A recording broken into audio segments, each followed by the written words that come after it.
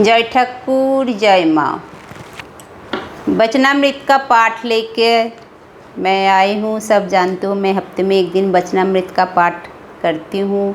ठाकुर श्री रामकृष्ण के द्वारा मुख से निकले हुए जितने सारे बातें जो बुक में लिखा हुआ है वो हम पाठ करते हैं।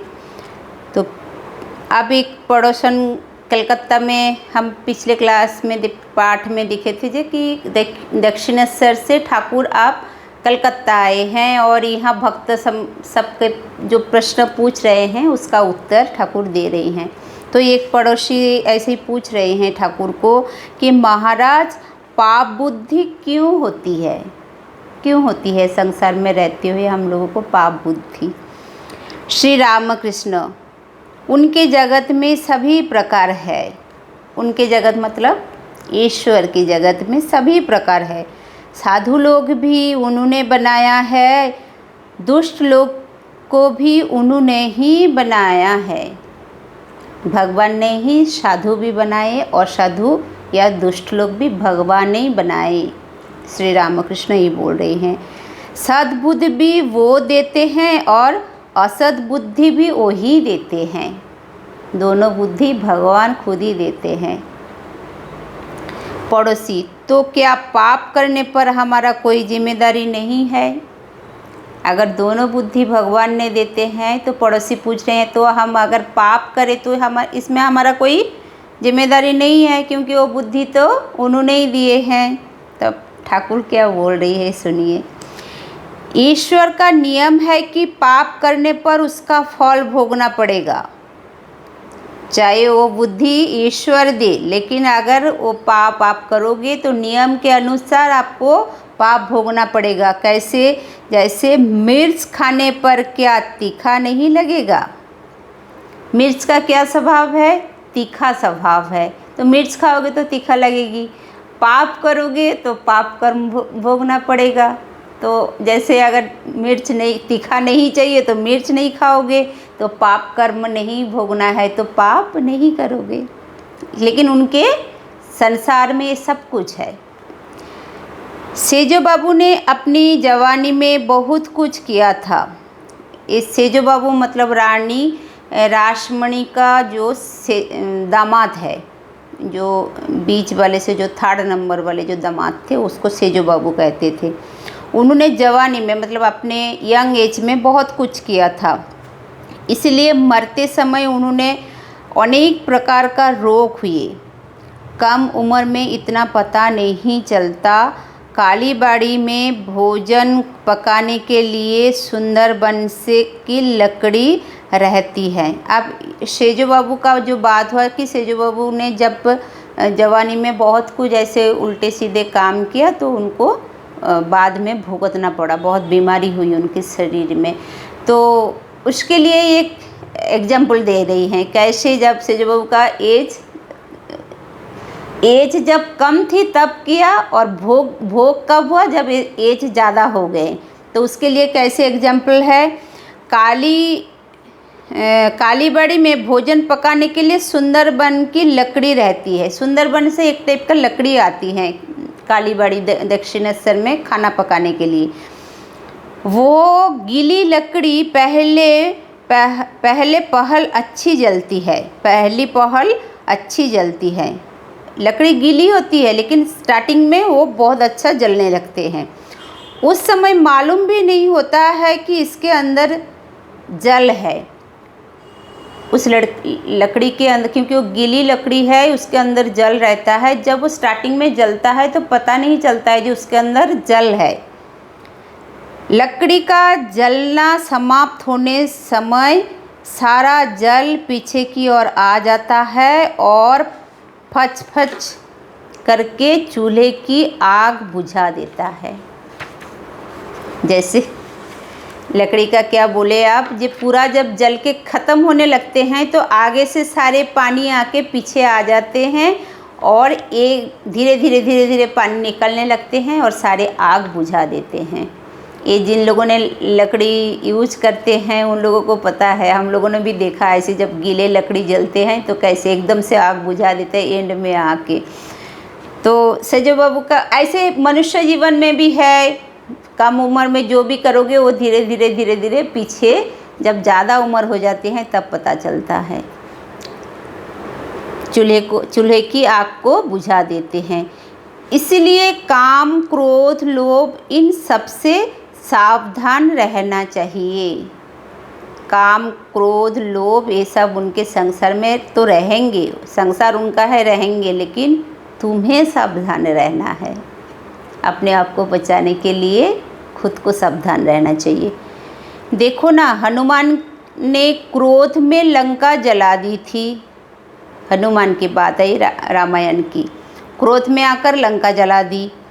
अंत में ख्याल आया अशोकवन में सीता है, तब सटपटाने लगे कि कहीं सीता जी का कुछ ना हो जाए। क्रोध में आके लंका तो जला दिया, बाद में याद आए कि सीता जी ना जल जाए।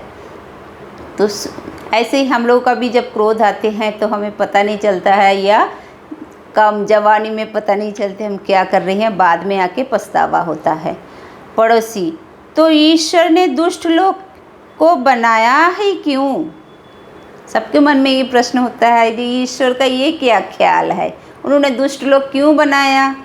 पड़ोसी पूछ रहे हैं रामकृष्ण से, जी उन्होंने दुष्ट लोग क्यों बनाया ईश्वर ने? श्री राम कृष्ण, उनकी इच्छा, जिनका दुनिया उनका इच्छा, उनकी लीला, उनका इच्छा, उनकी लीला। उनकी माया में विद्या भी है, अविद्या भी है, अंधकार भी है, अंधकार का भी आवश्यकता है। अंधकार रहने पर प्रकाश की महिमा और भी अधिक प्रकट होती है। अंधकार है इसलिए प्रकाश की महिमा इतना प्रकट होता है, इसलिए उन्होंने अंधकार भी बनाए और प्रकाश भी बनाए। काम, क्रोध, लोभादि खराब चीज़ तो अवश्य है, ये सारी अवश्य खराब चीज़ है, परंतु उन्होंने ये दिए क्यों? दिए महान व्यक्तियों को तैयार करने के लिए। ये जो लोग छोड़ पाएंगे वही महान होंगे। ये महान बनाने के लिए इन्होंने ये सारे चीज़ बनाया। आहा, कितना अच्छे से समझाते हैं। छोड़ना है तो सब कुछ, लोभ तो दिखा रही हैं, पर वो लोभ से जो दूर चले जाते हैं वही महान बनते हैं। मनुष्य इंद्रिय पर विजय प्राप्त करने से महान होते हैं। इंद्रिय पर विजय पाने से महान होते हैं। जितेंद्रिय क्या नहीं कर सकता, जो जीत गया है वो क्या नहीं कर सकता। उनकी कृपा से उसे ईश्वर प्राप्ति तक हो सकते हैं। जो जितेंद्रिय हो गया है उसके कृपा से उसको भगवान भी प्राप्त हो सकते हैं। फिर दूसरी ओर देखो, काम से उनकी सृष्टि की लीला चल रही है। तुम काम को खराब बोलोगे तो दूसरी ओर देखो, काम से उनका सृष्टि का लीला भी चल रहे हैं। सृष्टि के लीला के लिए काम तो चाहिए, लेकिन उनसे जो ऊपर उठ जाते हैं, काम का भी अच्छा काम है क्योंकि सृष्टि का लीला चल रही है, लेकिन उससे जो ऊपर उठ जाते हैं वो महान हो जाते हैं। दुष्ट लोगों का भी आवश्यकता है। एक गांव के लोग बहुत उद्दंड हो गए थे। उस समय वहां गोलोक चौधरी को भेज दिया गया है। उसके नाम से लोग कांपने लगे, इतना कठोर शासन था उसका। दुष्ट लोग का भी ज़रूरत होते हैं, नहीं तो समाज में लोग डरते नहीं हैं। डराने के लिए भी दुष्ट लोगों का ज़रूरत है, जिनका शासन बहुत कठोर होता है। अतएव अच्छे बुरे सभी तरह के लोग चाहिए।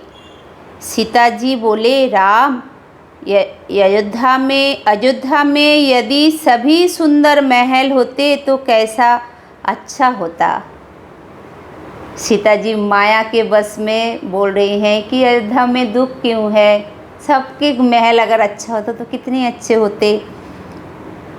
मैं देख रही हूँ अनेक मकान टूट गया है, कुछ पुराने हो गए हैं।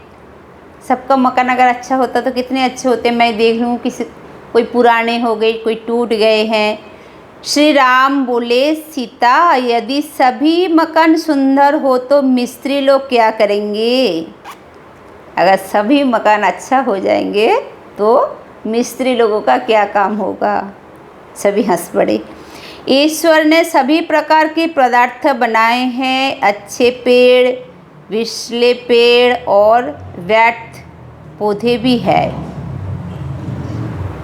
जानवर में भले बुरे सभी है, बाघ, शेर, सांप सभी है। ईश्वर ने सभी प्रकार का, जानवर में भी है, पेड़ पौधों में भी है, अच्छा भी है और बुरा भी है। पड़ोसी ने फिर पूछा, तो महाराज संसार में रहकर क्या भगवान को प्राप्त किया जा सकता है?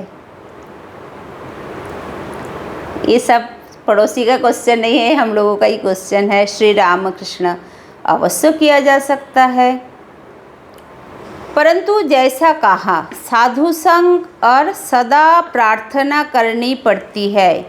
उनके पास रोना चाहिए।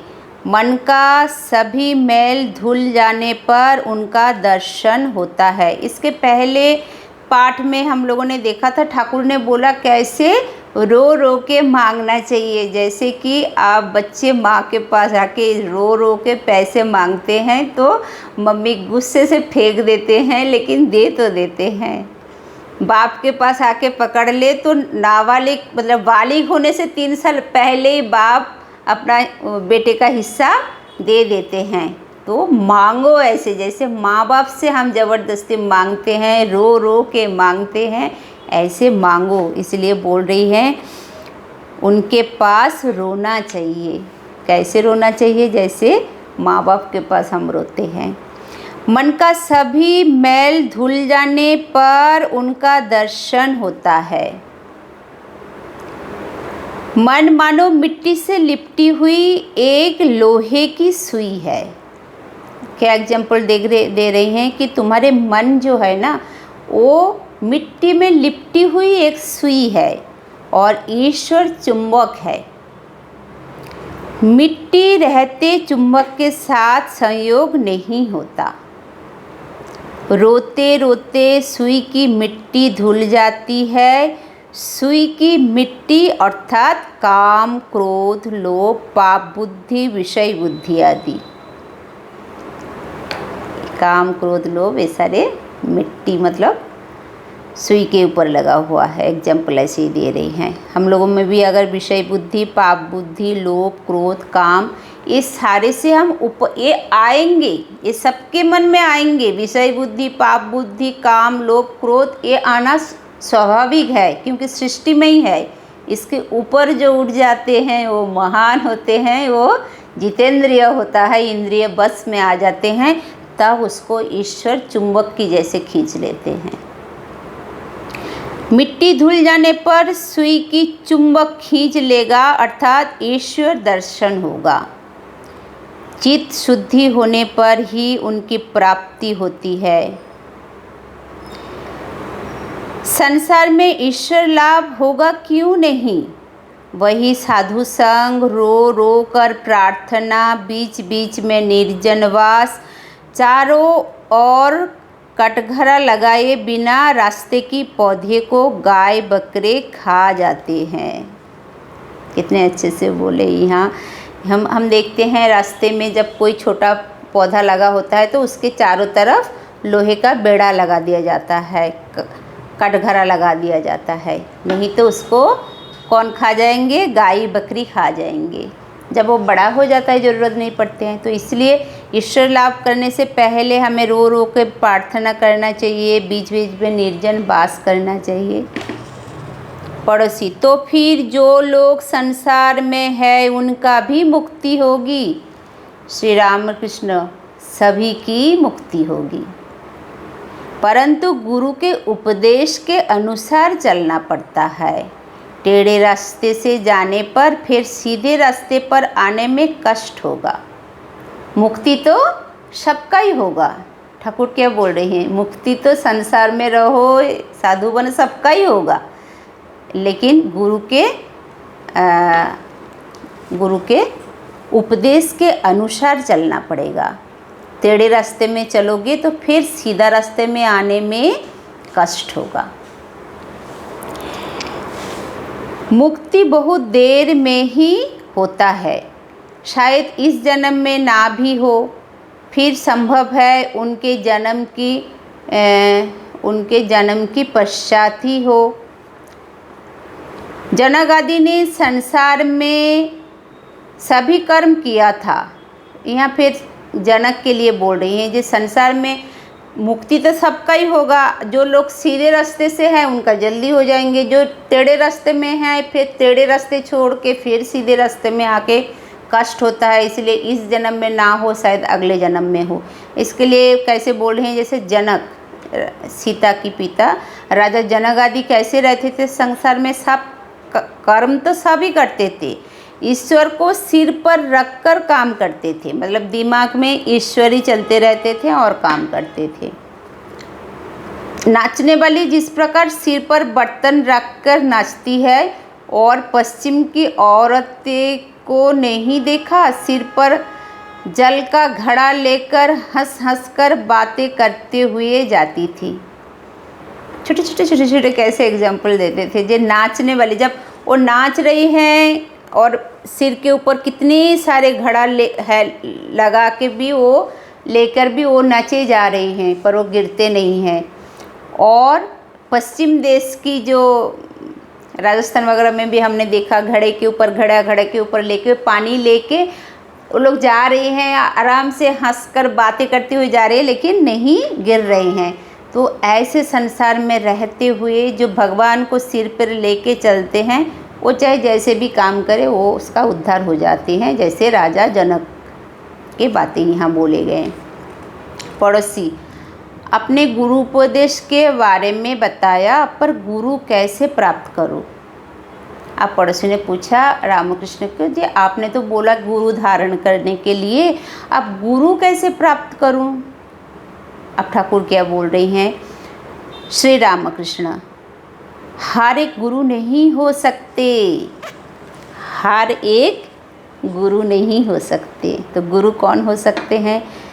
कीमती लकड़ी पानी में स्वयं भी बहता हुआ चला जाता है, और अनेक जीव जंतु उस पर चढ़कर जा सकते हैं, पर मामूली लकड़ी पर चढ़ने से लकड़ी भी डूब जाती है, और जो चढ़ता है वो भी डूब जाता है। इसके लिए क्या बोले, गुरु कैसे होना चाहिए कि पानी में कहीं कहीं ऐसे लकड़ी होता है जो कीमती लकड़ी, वो लकड़ी जब पानी में बहते चले जाते हैं तो उसके ऊपर कितने जीव जंतु अनेक उसके ऊपर बैठ के चले जाते हैं। वो खुद भी डूबते नहीं हैं और जीव जंतु भी नहीं डूबते हैं। लेकिन जो लकड़ी कम दाम वाली है, वो खुद जैसे तैसे तो पार हो जाते हैं, लेकिन उसके ऊपर कोई बैठे तो वो भी डूब जाता है और लकड़ी भी डूब जाते हैं।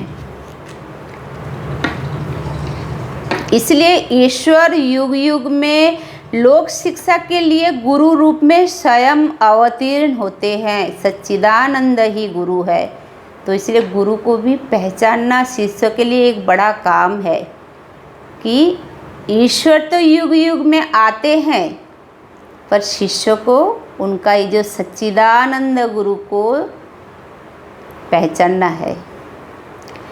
ज्ञान किसे कहते हैं और मैं कौन हूँ? ईश्वर ही करता है और सब अकर्ता, इसी का नाम ज्ञान है। मैं अकर्ता, उनके हाथ का यंत्र हूँ। इसीलिए मैं कहता हूँ, माँ तुम जंत्री हो, मैं जंत्र हूँ। तुम घर वाली हो, मैं घर हूँ।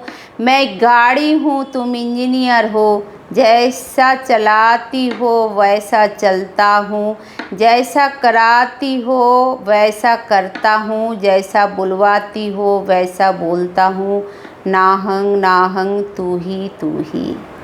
ये ठाकुर अपने लिए बोल रहे हैं। ज्ञान किस प्रकार का होता है, किस प्रकार का सच्चिदानंद गुरु के सामने समर्पण होना चाहिए कि मैं यंत्र हूँ, तुम यंत्री हो, जैसे बजाते हो ऐसे बजती हूँ, जैसे बुलवाते हो ऐसे बोलती हूँ, जैसे रखते हो ऐसे ही रहता हूँ, जैसे करवाते हो ऐसे करती हूँ। वो तब हो सकता है जब सच में अवतार लोगों के पास या सच्चिदानंद गुरु के सामने आप समर्पण हो जाते हो, तब होता है। तो आज इतना ही।